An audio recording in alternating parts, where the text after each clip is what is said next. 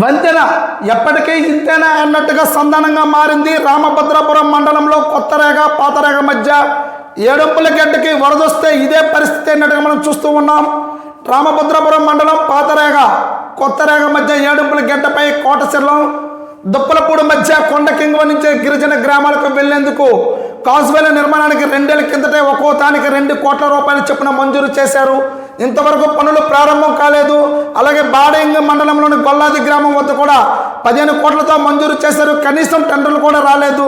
అలాగే చెర్ల మండలం కుసుమూరు జనార్దన వలస వద్ద వేగావతిపై 12 కోట్లతో నిర్మాణానికి నిధులు మంజూరైనా అక్కడ ఇంకా పనులు ప్రారంభించడం కాలేదన్నట్టుగా మనం చూస్తూ ఉన్నాం. అయితే ప్రధానంగా ఇక్కడ చూస్తూ ఉన్నాం, ఇక్కడ మనుషులు ఎక్కడికి వెళ్ళాలి అంటే మాత్రం గడ్డ దాటాలి అంటే ప్రాణాలకి చాలా ఇబ్బందికరి. ఒకేసారి వరద వచ్చిందా ఇక్కడ కనీసం వంతులకు ఇన్ని కోట్ల రూపాయలతో 15 కోట్ల రూపాయలతో 2 కోట్ల రూపాయలతో 12 కోట్ల రూపాయలతో పూర్తి వెచ్చించారు. కానీ ఇప్పటికైతే మాత్రం పూర్తి కాలేదని వాపోతూ ఉన్నారు.